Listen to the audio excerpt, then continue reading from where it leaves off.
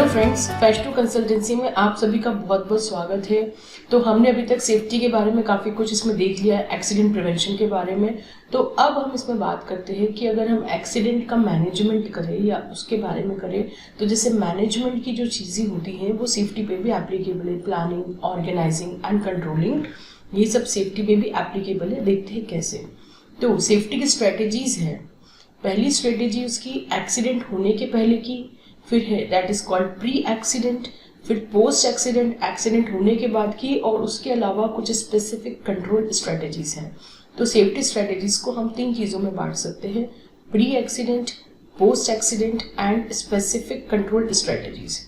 तो अब हम देखते हैं प्री एक्सीडेंट। प्री एक्सीडेंट में आएगा removing immediate and root causes.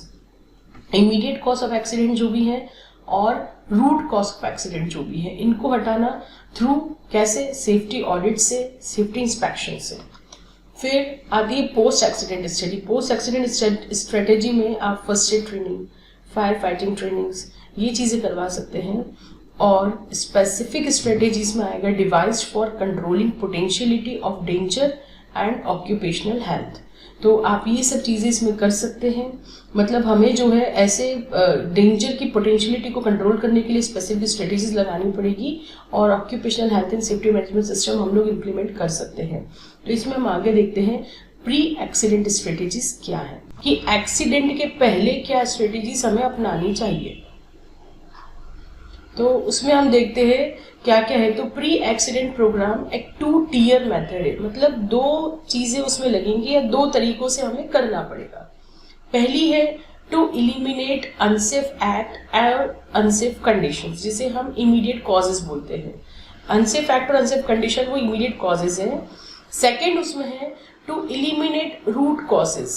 Root causes या तो फेलियर फ्रॉम मैनेजमेंट होगा, या इंडिविजुअल होगा, या सिचुएशनल होगा। तो हमें 2 तरह से एक्ट करना पड़ेगा, एक इमीडिएट कॉज पे और एक रूट कॉज पे। अब इसकी स्ट्रेटेजीज की और हम आगे बात करें तो 5E टेक्निक्स भी हम यूज कर सकते हैं, जिसमें आता है engineering application, education training, enthusiasm motivation, enforcement, या फिर एग्जाम्पल सेट करना। तो ये 5E टेक्निक्स भी हम यूज कर सकते हैं एक्सीडेंट स्ट्रेटेजीज के लिए। और इसमें नेक्स्ट है 6 steps applied in engineering application. कौन कौन से स्टेप्स हम अप्लाई कर सकते हैं इंजीनियरिंग एप्लीकेशंस में, तो वो हम देखते हैं। पहली हम कर सकते हैं आइडेंटिफिकेशन ऑफ हजार्ड्स। हजार्ड्स को आइडेंटिफाई करिए। फिर उसके बाद सब्स्टिट्यूशन या एलिमिनेशन ऑफ हजार्ड्स। हजार्ड्स को सब्स्टिट्यूट करिए या हटाइए। और उसके बाद इनक्लोजिंग या गार्डिंग द हजार्ड, जिसको हम इंजीनियरिंग कंट्रोल्स भी बोलते हैं। और उसके बाद नेक्स्ट है आइसोलेशन ऑफ हजार्ड्स। हजार्ड को आइसोलेट कर दीजिए, ये भी इंजीनियरिंग एप्लीकेशन में ही आता है, इंजीनियरिंग कंट्रोल में ही आता है। और डाइल्यूटिंग द हार्मफुल एनवायरनमेंट, ये भी इंजीनियरिंग कंट्रोल में ही आता है।